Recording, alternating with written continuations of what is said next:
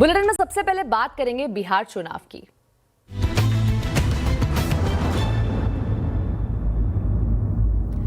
बिहार के दूसरे चरण के चुनाव के लिए धुआंधार प्रचार चल रहा है। चुनावी रैली में आज प्रधानमंत्री नरेंद्र मोदी ने फिर से आरजेडी पर कट्टा कल्चर का आरोप लगाया है। पीएम मोदी ने कहा है कि कट्टा कल्चर को बढ़ावा देने वाले लोग नौकरी के बदले जमीन लिखवा लेते हैं। आपके सामने आरजेडी कांग्रेस का ट्रैक रिकॉर्ड भी है। ये वो लोग हैं जो बिहार के युवाओं से नौकरी के बदले जमीन लिखवा लेते हैं। आपको नौकरी चाहिए तो आपका खेत मेरे परिवार के नाम पर कर दो। ये खेल चला, अदालत ने भी माना और आज ये जमानत पर बैठे हुए हैं। जांच एजेंसियां इनकी जांच कर रही है। ये जंगल राज वाले जमानत पर चल रहे हैं। ये आरजेडी कांग्रेस वाले बिहार के युवाओं को कभी भी नौकरी नहीं दे सकते। बिहार चुनाव में धुआंधार प्रचार के लिए उतरे यूपी के सीएम योगी आदित्यनाथ ने लालू तेजस्वी को लेकर बड़ा बयान दिया है। योगी ने कहा है कि वो लोग नौकरी क्या देंगे जो जमीन हड़प गए, पशुओं का चारा खा गए। मैं नौजवानों से कहूंगा, बहके नहीं, किसी के बहकावे में आने की आवश्यकता नहीं। ये नौकरी क्या देंगे जो आपकी जमीन को हड़प लिए हो। ये लोग नौकरी क्या देंगे जो पशुओं का चारा खा सकते हो। ये केवल अब गरीब का राशन हड़पने के लिए धोखा दे रहे हैं, लेकिन देने का काम महागठबंधन करने जा रहा है। इनके झूठ और फरेब में आने की आवश्यकता नहीं। हमें तो केवल एक संकल्प लेकर के चलना है। तो रक्षित अगली खबर की ओर। प्रधानमंत्री नरेंद्र मोदी ने आज राष्ट्रीय गीत वंदे मातरम के 150 साल पूरे होने के उपलक्ष्य में एक साल तक मनाए जाने वाले स्मरणोत्सव की शुरुआत की। पीएम मोदी ने इस मौके पर एक स्मारक डाक टिकट और सिक्का भी जारी किया। पीएम मोदी ने कहा कि आजादी की लड़ाई में वंदे मातरम की भावना ने पूरे राष्ट्र को प्रकाशित किया था, लेकिन दुर्भाग्य से 1937 में वंदे मातरम के महत्वपूर्ण पदों को उसकी आत्मा के एक हिस्से को अलग कर दिया गया था। वंदे मातरम को तोड़ा गया था, उसके टुकड़े किए गए थे। वंदे मातरम के इस विभाजन ने देश के विभाजन के बीज भी बो दिए थे। आजादी की लड़ाई में वंदे मातरम की भावना ने पूरे राष्ट्र को प्रकाशित किया था, लेकिन दुर्भाग्य से 1937 में वंदे मातरम के महत्वपूर्ण पदों को उसकी आत्मा के एक हिस्से को अलग कर दिया गया था। वंदे मातरम को तोड़ दिया गया था, उसके टुकड़े किए गए थे। वंदे मातरम के इस विभाजन ने देश के विभाजन के बीज भी बो दिए थे। राष्ट्र निर्माण का ये महामंत्र, इसके साथ ये अन्याय क्यों हुआ, ये आज की पीढ़ी को भी जानना जरूरी है, क्योंकि वही विभाजनकारी सोच देश के लिए आज भी चुनौती बनी हुई है। वंदे मातरम को लेकर सियासी घमासान भी शुरू हो गया है। कांग्रेस अध्यक्ष मल्लिकार्जुन खड़गे ने वंदे मातरम के 150 साल पूरे होने पर सोशल मीडिया पर एक लंबी पोस्ट की। अपने पोस्ट में एक तरफ उन्होंने जहां वंदे मातरम के साथ कांग्रेस के जुड़ाव के बारे में बताया, तो वहीं बीजेपी और आरएसएस पर निशाना साधते हुए उन्होंने कहा कि दोनों संगठनों के दफ्तरों में कभी वंदे मातरम नहीं गाया गया।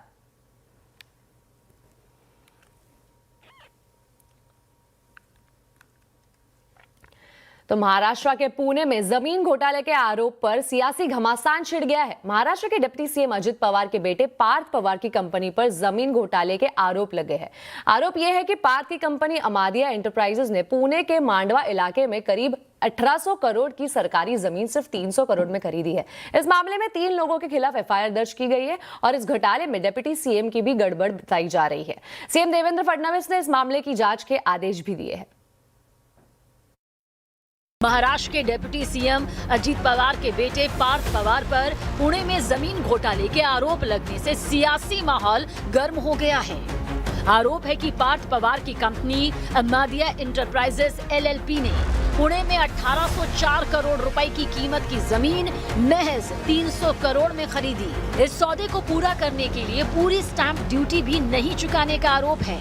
दावे के मुताबिक इतनी बड़ी जमीन खरीद में नियमों की अनदेखी कर 21 करोड़ स्टैंप ड्यूटी पर सिर्फ 500 रुपए के स्टैंप पर सारे काम हुए। इस मामले में पुणे पुलिस ने सरकारी खजाने को नुकसान पहुंचाने के आरोप में FIR दर्ज कर ली है। शरद पवार गुट की नेता सुप्रिया सुले ने फडणवीस सरकार से सवाल उठाते हुए कहा कि तहसीलदार के साइन नहीं तो सौदा कैसे हुआ। वहीं डिप्टी CM अजीत पवार ने सफाई दी, बोले कि इस मामले से उनका कोई लेना देना नहीं। बड़े मिक्स सिग्नल्स आ रहे, तहसीलदार को हटाया जा रहा है। जो तहसीलदार कह रहा है तो मैंने सिग्नेचर ही नहीं किया है, तो व्यवहार हुआ है कि नहीं ये भी किसी को पता नहीं है। तो मेरे ख्याल से महाराष्ट्र सरकार को जवाब देना पड़ेगा। माननीय मुख्यमंत्री जी का भी स्टेटमेंट आया है और रेवेन्यू मिनिस्टर ने सही क्योंकि सरकार क्या कह रही है, यह सरकार की जमीन है। अगर सरकार की जमीन है तो बेचने का अधिकार है ही नहीं। जर चूक झाली तर मी कबूल करतो, ही माझ्याकडनं चूक झाली, मी ती दुरुस्त करतो। परंतु ह्याच्यात माझा दुरान्वय पण संबंध नाही, मी कुणाशी चर्चाही केलेली नाही, मी त्याच्या संदर्भात कुणाशी बोललेलो पण नाही। इसके बाद डेप्युटी रजिस्ट्रार रवींद्र तारू पर भी गाज गिरी। या संदर्भातली सगळी माहिती मी मागवलेली आहे। या संदर्भातले योग्य ते चौकशीचे आदेश देखील मी दिलेले आहेत। जमीन घोटाले में पीड़ित किसान मैदान में आ गए हैं। किसानों ने इंसाफ की मांग की है। हमारी यही मांग है कि हमारी जगह हमको वापस मिलनी चाहिए, ना कि उन्होंने अपना पूरा फायदा करके हम गरीब जो खेती वाले किसान है उनका पूरा उन्होंने अपने आप से पूरा ये ले लिया। हमारा उन्होंने थोड़ा पैसा दिया, 10,000, 5,000, 25,000 रुपए, तो बोले जगह छुड़ा के देंगे। उन्होंने जगह नहीं छुड़ाया, इसका उल्टा उन्होंने हमारे पावर पैटर्नी का अजीत पवार लड़के का जो कंपनी है उसको बेच दिया 300 करोड़ में। मांग क्या रहेगी? मांग ये रहेगी जो अधिकारी है उनके ऊपर गुना दाखिल होना चाहिए, बिल्डर के ऊपर गुना दाखिल होना चाहिए और हमारी जगह आपको मिलनी चाहिए, ये हमारी मांग है। देखना होगा कि जांच के बाद महाराष्ट्र की सियासत में कौन बचता है और कौन फंसता है। अगली खबर में बात करेंगे बेघर कुत्तों के मामले की। तो सुप्रीम कोर्ट ने बेघर कुत्तों के मामले में सख्त रुख अपनाया है। सुप्रीम कोर्ट ने राज्यों और केंद्र शासित प्रदेशों को 2 हफ्तों में सभी सरकारी परिसरों की पहचान करने और 8 हफ्ते में वहां बाड़ लगाकर सुरक्षित करने के निर्देश दिए हैं। ज्यादा जानकारी के लिए बात करते हैं असीम मनचंदा से। असीम, बेघर कुत्तों को लेकर क्या कुछ कहा है सुप्रीम कोर्ट ने? बेघर कुत्तों के लोगों को काटने की घटनाएं बढ़ रही हैं। इस मामले का सुप्रीम कोर्ट ने खुद संज्ञान लेकर के सुनवाई की थी और सुनवाई के बाद सुप्रीम कोर्ट कई सारे डायरेक्शन ऑलरेडी इसके अंदर पारित कर चुका है। आज सुप्रीम कोर्ट ने इस मामले में कई एडिशनल डायरेक्शन और दी। सुप्रीम कोर्ट ने कहा कि सभी राज्य और केंद्र सरकार ये सुनिश्चित करे कि जो रेलवे स्टेशन हैं, बस स्टैंड हैं, हॉस्पिटल्स हैं, स्कूल्स हैं या स्पोर्ट्स कॉम्प्लेक्स हैं, उनके अंदर आवारा कुत्तों की मौजूदगी ना हो। वहां पर जितने भी बेघर कुत्ते हैं उनको पकड़ करके शेल्टर होम्स के अंदर रखा जाए। सुप्रीम कोर्ट ने यह भी कहा कि जितने भी प्रोमिसेस हैं उनकी फेंसिंग करनी होगी। अगले 8 हफ्तों के अंदर ये सारे काम को मौजूद देना होगा। सुप्रीम कोर्ट ने यह भी कहा कि जो नगर पालिका है वो भी जाकर के इस पूरे की जांच करेंगी। हर 3 महीने बाद वहां पर जांच की जाएगी कि दोबारा से बेघर कुत्ते वहां पर तो नहीं आ गए हैं। सुप्रीम कोर्ट ने इसके साथ साथ जो नेशनल हाईवेज है या फिर जो राज्य मार्ग है उनके ऊपर होने वाली छोटे पशुओं के द्वारा जो दुर्घटनाएं होती है उसके ऊपर भी सुप्रीम कोर्ट ने डायरेक्शन दिया। सुप्रीम कोर्ट ने कहा कि जो NHAI के अधिकारी है या फिर जो राष्ट्रीय राजमार्ग मेंटेन करने वाले अधिकारी है उनको ये सुनिश्चित करना पड़ेगा कि जितने भी छोटा मवेशी है उनको पकड़ करके या तो शेल्टर होम के अंदर रखा जाए ताकि जितनी इनसे होने वाली जितनी भी दुर्घटनाएं हैं उसमें कमी आ सके। तो आज दिल्ली एयरपोर्ट पर एयर ट्रैफिक कंट्रोल यानी ATC में एक खराबी के कारण सैकड़ों फ्लाइट्स में देरी हुई है। Indigo, air India, spice jet समेत सभी एयरलाइंस की फ्लाइट्स प्रभावित हुई है। दिल्ली एयरपोर्ट पर यात्रियों की भारी भीड़ देखने को मिल रही है और एयरलाइंस की तरफ से यात्रियों को सलाह दी गई है कि फ्लाइट स्टेटस चेक करके ही घर से निकले। खबर पर पूरी जानकारी दे रहे हैं रोहन सिंह। जो दिल्ली एयरपोर्ट की तरफ से जो जानकारी हमारे पास आ रही है, ये समस्या अभी भी बनी हुई है। कल शाम को पहली बार ये डिटेक्ट की गई थी ये समस्या और तब से लगातार जो देरी है वो बनी हुई है। दरअसल दिल्ली एयरपोर्ट का जो ATC है उसका AMSS यानी कि ऑटोमेटिक मैसेजिंग स्विचिंग सिस्टम होता है। ये दरअसल पूरे जो टेक ऑफ और लैंडिंग का डाटा है उसे ऑटोमेट करता है, उसे स्मूथ बनाता है। इसमें एक तरह का सॉफ्टवेयर ग्लिच आया हुआ है जिसकी वजह से पूरी प्रॉब्लम आ रही है। इसका कारण क्या है ये अभी पता नहीं लगाया जा सका है, लेकिन अभी ये सारा काम जो टेक ऑफ लैंडिंग से जुड़े जो डाटा है वो मैनुअली किया जा रहा है। इसलिए औसतन एक फ्लाइट में 50 से 55 मिनट की जो है वो देरी आ रही है। और अभी करीब कुल मिला के जो डिपार्चर्स दिल्ली एयरपोर्ट के हैं उसमें 90% डिपार्चर प्रभावित हुए हैं। अलग अलग उसमें ड्यूरेशंस हैं, लेकिन कुल मिला के 90% डिपार्चर इसमें प्रभावित हुए हैं। अभी दिल्ली एयरपोर्ट की तरफ से या AAI की तरफ से ये नहीं कहा गया है कि इसका एग्जैक्ट कारण क्या है।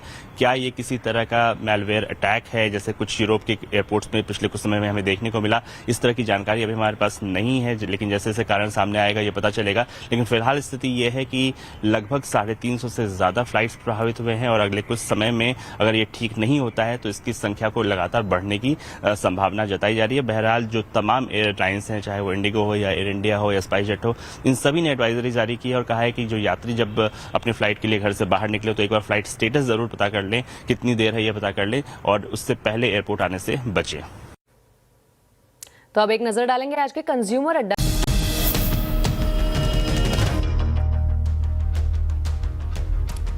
ब्रेक के बाद फिर एक बार स्वागत है आपका आवाज समाचार में। अमेरिकी राष्ट्रपति डोनाल्ड ट्रंप ने भारत के साथ ट्रेड डील को लेकर फिर से अपडेट दिया है। उन्होंने कहा है कि भारत के साथ ट्रेड डील को लेकर बातचीत अच्छी चल रही है। ट्रंप ने यह भी कहा है कि भारत ने रूस से तेल खरीदना लगभग बंद कर दिया है। ट्रंप ने प्रधानमंत्री नरेंद्र मोदी को अपना महान दोस्त बताया। उन्होंने कहा है कि पीएम मोदी चाहते हैं कि वो भारत आए और वो इस पर विचार करेंगे और वो अगले साल भारत आएंगे।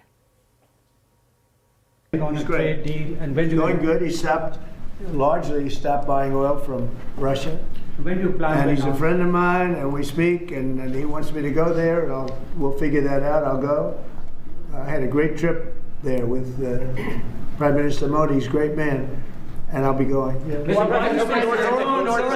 Novo Nordisk is in the middle of a 10. You're planning to go to India next year, sir? It could be, yeah. अब एक नजर आज के बाजार के हाल पर। तो कारोबारी हफ्ते के आखिरी दिन बाजार रिकवरी मोड में रहा है। सेंसेक्स निफ्टी निचले स्तर से सुधरकर बंद हुए, तो वहीं Nifty bank mid cap index ने अच्छी बढ़त हासिल की। बाजार में आज कैसे रहा है कारोबार, बता रही है कंचन नौटियाल।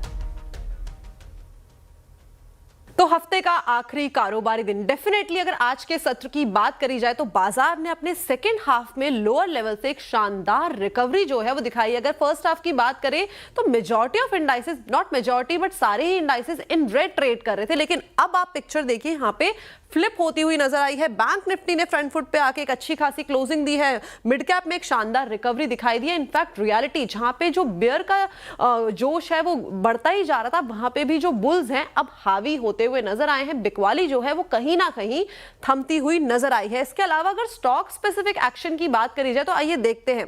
निफ्टी के बढ़ने वालों में से श्रीराम फाइनेंस में अच्छा रुझान देखने को मिला है, साथ ही अडानी एंटरप्राइजेस, बजाज फाइनेंस और टाटा स्टील में भी अच्छी खासी तेजी का सत्र आज के सत्र में रहा है। लूजिंग पॉकेट में बात करते हैं, भारतीय एयरटेल यहां पे ब्लॉक डील हुई थी, उसके बाद ये गिरावट देखने को मिली है। टाटा कंज्यूमर, टेक महिंद्रा और अपोलो हॉस्पिटल की यहां पे नंबर्स आए थे, तो उसके बाद ये गिरावट जो है वो देखी गई है। मिड कैप में बढ़ने वालों की बात करी जाए, देखिए L&T finance, BSc, bank of Maharashtra, Aditya Birla capital की जो तेजी है उसके चलते मिड कैप का जो रुझान है वो अच्छा देखने को मिला है। लूजिंग साइड की बात करें तो सूजलॉ एनर्जी, डिलीवरी, भारतीय हेक्साकॉम और गोदरेज प्रॉपर्टीज में जो प्रेशर है वो थोड़ा बाउंड अप होता हुआ दिखाई दिया है। लेकिन अगर ओवरऑल बाजार की बात करी जाए तो लोअर लेवल से अच्छी खासी रिकवरी और साथ ही साथ अगर सेक्टर स्पेसिफिक एक्शन भी देखें तो कैपिटल मार्केट में मेटल शेयर्स में भी अच्छा खासा बाइंग का रुझान देखा गया है। पहले दिवाली, बाद में छठ पूजा और अब बिहार इलेक्शन के कारण लाखों मजदूर बिहार में ही हैं। ऐसे में अलग अलग राज्यों के इंडस्ट्री में लेबर की कमी हो रही है। देखिए अहमदाबाद से केतन जोशी की एक खास रिपोर्ट। अहमदाबाद की टेक्सटाइल इंडस्ट्रीज में अभी मजदूर कम और मशीनें ज़्यादा दिखेंगी। ऐसा ही हाल real estate, forging, infrastructure, steel और जहां हार्डवर्क की ज़रूरत है उन सभी इंडस्ट्रीज़ का है। यहाँ ज़्यादातर मजदूर बिहार के होते हैं जो दिवाली, छठ पूजा के बाद बिहार चुनाव के कारण लंबी छुट्टी पर हैं। कारीगर दिवाली के बाद बिहार के मोस्टली कारीगर 10-15 दिन के लिए चले जाते हैं और छठ के एक आध वीक के बाद आ जाते हैं। लेकिन इस दफ़े इलेक्शन के हिसाब से वो नहीं आए हैं, तो हमको थोड़ी शॉर्टेज पड़ रही है और हमारा प्रोडक्शन हम मैनेज कर रहे हैं। एक अनुमान के हिसाब से बिहार के 75 लाख से 1 करोड़ वर्कर गुजरात, पंजाब, तमिलनाडु, महाराष्ट्र और दिल्ली जैसे राज्यों में काम कर रहे हैं। चुनाव के दौरान पॉलिटिकल पार्टी मतदाताओं को लुभाने के लिए कई तरह की आर्थिक मदद दे रही हैं। ये भी एक कारण है काम पर वापस नहीं लौटने का। इधर इंडस्ट्री में उत्पादन में 20 से 30% की कमी आ रही है और ज्यादा पैसे देकर स्थानीय वर्कर से काम लिया जा रहा है। स्पेशल ट्रेस दौड़ानी चाहिए जिससे इनको टिकट की तकलीफ नहीं पड़े, और हम ये भी करते हैं कि भैया जो टिकट अगर उनको पैसा लगता है तो वी रीएम्बर्स द मनी, कि टिकट का पैसा हम दे देते, तू आ जा जल्दी। तो इससे काफी सॉल्यूशन होता है, पर 100% तो नहीं होता है। लाखों मजदूरों की वापसी के लिए ट्रेन टिकट मिलने में भी दिक्कत हो रही है। ऐसे में समस्या अभी जारी रह सकती है।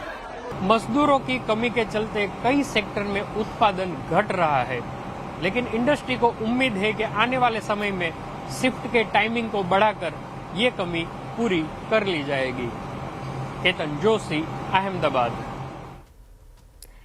इसी के साथ आवाज समाचार में अभी के लिए इतना ही। आप देखते रहे CNBC आवाज और अपडेटेड रहे खबरों पर।